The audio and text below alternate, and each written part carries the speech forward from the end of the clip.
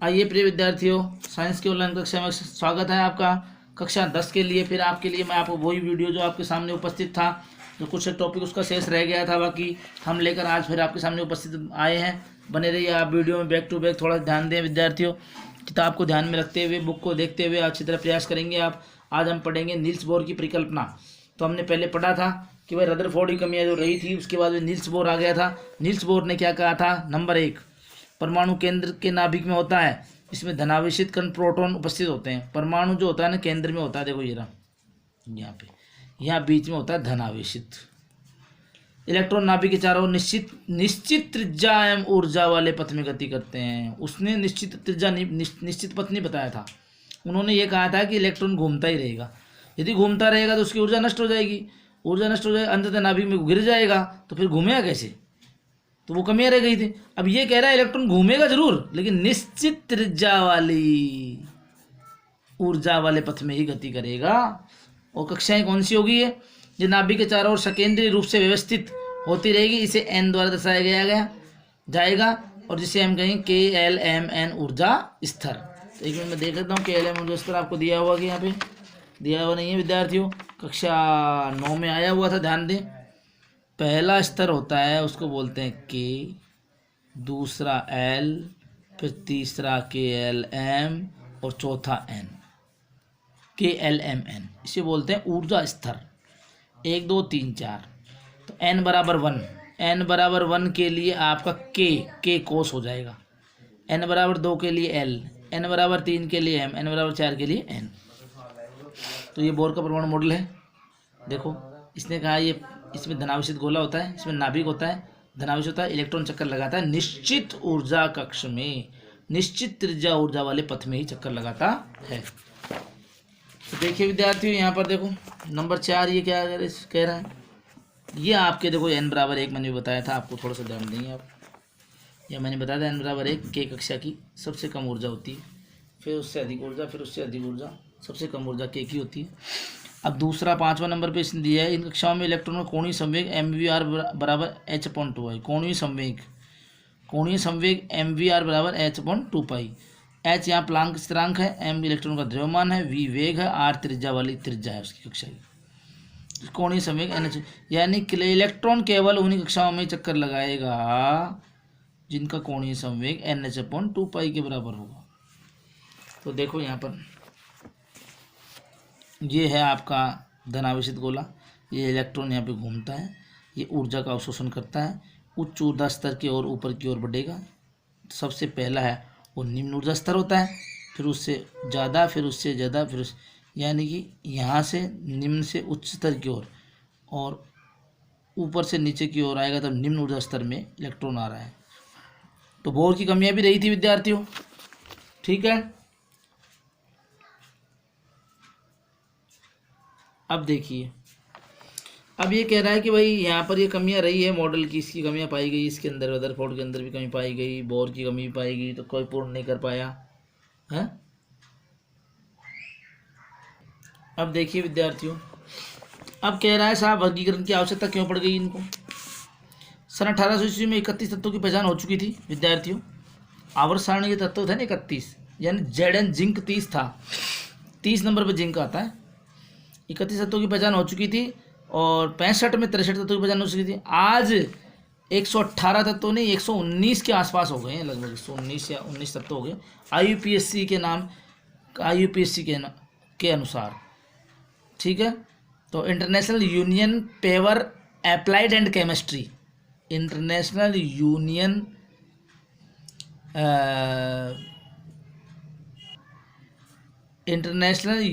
Pure applied and chemistry, IUPAC नाम, कक्षा 9 में भी इसका पूरा नाम दिया हुआ है।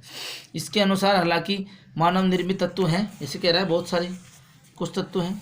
तो देखो आइए यहाँ पर सरल सुगम तरीके से किस प्रकार से इनका अध्ययन सरल सुगम तरीके से किया जा सकता है, और वर्गीकरण इसका किस प्रकार, क्लासिफिकेशन किस प्रकार से किया गया, क्लासिफिकेशन इसका वर्गीकरण। ये कह रहा है तत्वों का वर्गीकरण वैज्ञानिकों के अनेक वर्षों के प्रयोग की परिकल्पनाओं का परिणाम है। सर्वप्रथम इस श्रेणी में डोब्राइनर का नाम आता है, 1829 में उन्होंने 3 तत्वों के समूह बनाए थे। भौतिक रासायनिक गुण समान थे उनके। इन्हें डोब्राइनर त्रिक कहते हैं। त्रिक का मतलब 3 तत्वों के बनाए थे इन्होंने ग्रुप। और उन्होंने कहा कि इनके रासायनिक गुण और भौतिक गुण समान है, ऐसे उन्होंने कहा। तो देखिए विद्यार्थियों, यहाँ पर ये सारणी आपको दी हुई है, कुछ दिख रहा होगा सारणी में थोड़ा बहुत आपको। देखो यहाँ पे कह रहा है तत्व, देखो आपका लिथियम, सोडियम और पोटेशियम, ठीक है। लिथियम को Li, सोडियम को Na, नेट्रियम से जाना जाता है, पता होना चाहिए आपको।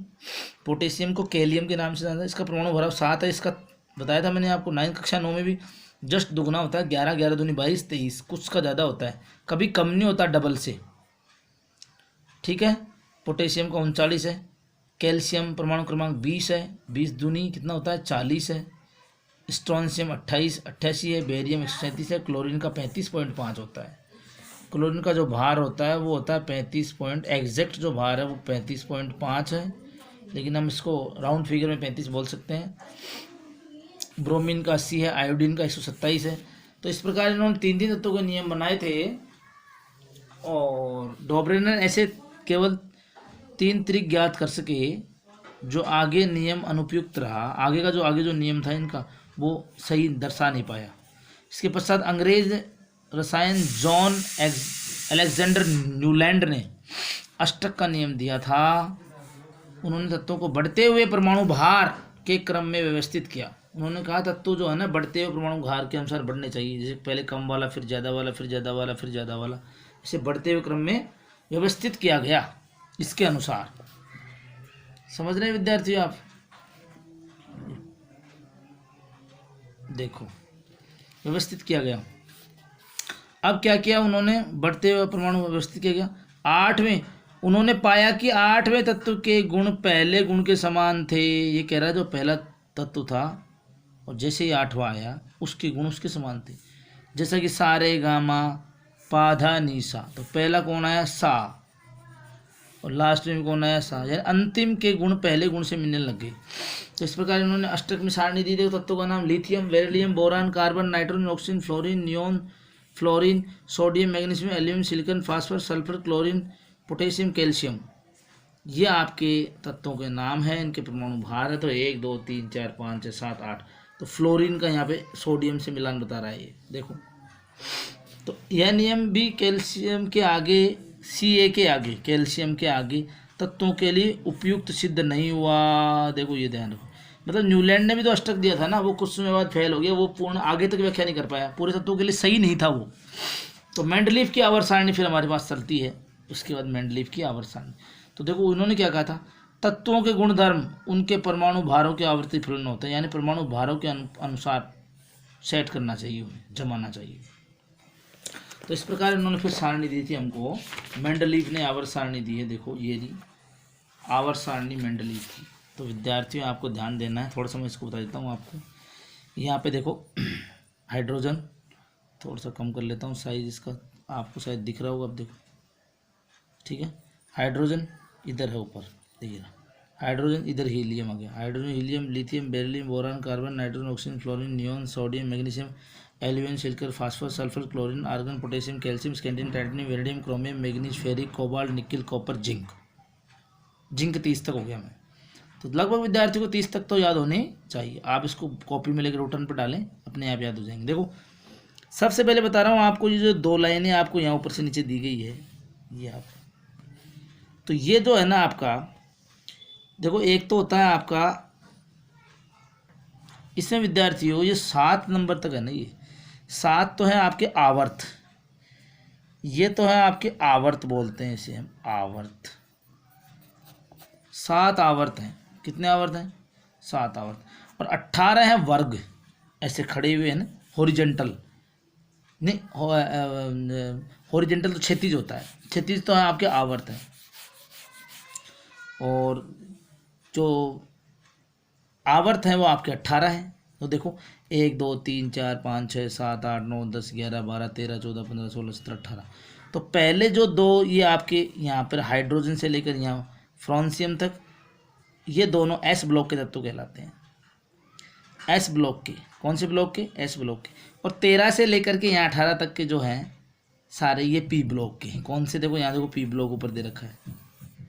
और यहाँ पर आपके 3 से लेकर 12 तक बीच वाले तत्व बोलते हैं वो डी ब्लॉक के बोलते हैं। कौन से ब्लॉक के? डी ब्लॉक के। और लास्ट में जो आपके तत्व आते हैं 6 और 7 नंबर पे और बीच में बचे हुए तत्व कहलाते हैं यहाँ से, ये दोनों आपके एफ ब्लॉक के तत्व हैं जिन्हें हम लेंथेनाइड और एक्टिनाइड श्रेणियाँ कहते हैं। देखो यहाँ लिखा हुआ अंग्रेजी में, देखो यहाँ देखो, लेंथेनाइड एक्टिनाइड श्रेणी कहा जाता है। ठीक है विद्यार्थियों, इस प्रकार आपको इस सारणी को थोड़ा सा, ठीक है विद्यार्थियों, ये आपको सारणी देखनी है, समझनी है। तो इस सारणी का भी एक ट्रिक होती है याद करने की। देखो HLINAKRBCS फ्रोंसियम। तो हेलीना की रब से फरियाद, तो हेलीना की रब से फरियाद। बेटा मांगे कार स्कूटर बाप रोए, बेटा मांगे कार स्कूटर बाप रोए। इस प्रकार एक ट्रिक है मेरे पास, मैं उसको क्लियर करके आपको फिर बता दूंगा। एक बार इस सारणी को आप लोड करके एस ब्लॉक के, पी ब्लॉक के, डी ब्लॉक के तत्व वगैरह कुछ 30 तक तत्व आप इन्हें याद करें। थोड़ा सा ये भी ध्यान रखें 3 से 12 तक कौन से तत्व आते हैं, डी ब्लॉक के आते हैं, पी ब्लॉक के आते हैं, एफ ब्लॉक के आते हैं, एस ब्लॉक। एफ ब्लॉक के नीचे बताए थे मैंने आपको 14 तत्व हैं। 1 2 3 4 5 6 7 8 9 10 11 12 13 14 28 तत्व हो गए, 28 लेंथेनाइड एक्टिनाइड श्रेणी की। ठीक है, ठीक है विद्यार्थियों, उम्मीद करता हूँ आपको ये वीडियो पसंद आया होगा, समझ में आया होगा। थोड़ा सा आप प्रयास करेंगे इसका अच्छी प्रकार से, और वीडियो को भी आपको लाइक करना है, शेयर करना है, सब्सक्राइब करना है। सब्सक्राइब का बटन दबा दें आप। ठीक है, मिलते हैं नेक्स्ट वीडियो में। ओके।